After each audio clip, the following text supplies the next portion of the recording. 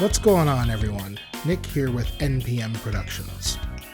I spent today constructing stage plots for some clients, and I thought it would be a good idea to go over what a stage plot actually is. A stage plot, in essence, is a visual representation of the stage that you'll be performing on.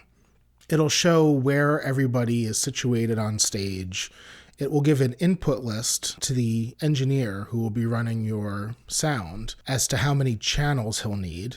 It will show how many monitors you need and where they'll be situated, and it will also give a contact for any questions that the stage designer or the engineer will have for you.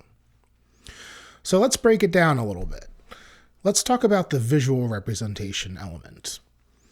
So what you'll have is basically a one-dimensional visual of where everybody is on stage. For a standard pop rock gig, generally the drums will be center, the bass will be on the left side of the hi-hats, and keys and guitar will be stage left or stage right, depending on where you're comfortable. For someone like myself who's a music director, or for any stage that has a conductor or a leader that's not the drummer, generally you'll need to figure out where your sight lines need to be. For me, I generally like to have a sight line to the drummer and any horns or strings that I'll need to conduct. And sometimes with vocals, I'll need to conduct cutoffs and breaths and such. So you'll want to really think about how your stage is set up and exactly what the dimensions of your stage will be so that you have everything figured out before you get to the venue. This will help so that there are less questions and less moving around when you actually get there. I also like to include any stagecraft that we might have, and this would include drum risers or amps that need to go on risers, or any staircases, any entrances and exits, any curtains, or anything that we may have to deal with once we get to the venue. This will allow us to kind of see where everything is in relation to where we're sitting, and for the artist to visualize how they'll work the stage.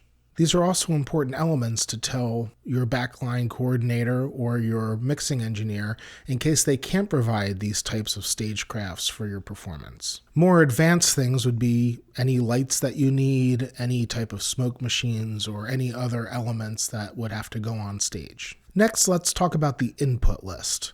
So this would be how many lines are running out to your front of house and how many channels you'll need to run your show. This would include XLRs coming out of your microphones for your vocalists, any amps and any microphones that need to be connected to those amps, any DI boxes for anything digital, and any computers, laptops, drum machines, or anything of that sort that need to be run out to house. You'll also want to show any loopback devices like your click or your talkback mic that aren't running out to house but that need to be in the monitors. I like to show exactly what I would like mic'd on the drums and represent all of these things as thoroughly as I can, including the types of mics I would want, so that the sound engineer knows what he has to have for my gig. Next, I need to tackle monitors, and this could be either if I need in-ear monitors or wedges. In-ear monitors are a little more complicated as they can get pricey depending on the channels that you need. So what I'll have to do is represent how many independent channels I would need based on who would need their own independent mixes. Usually vocals would need independent mixes. Sometimes the band can get away with daisy chaining theirs. If I'm using wireless in-ear monitors, it's quite a bit pricier than if I'm using wired. If I am running wedges, I need to tell sound exactly how many wedges I'll need and where they should be situated on stage. I need to be cognizant of how many I'm using and in what direction they're pointed because this does affect the stage volume.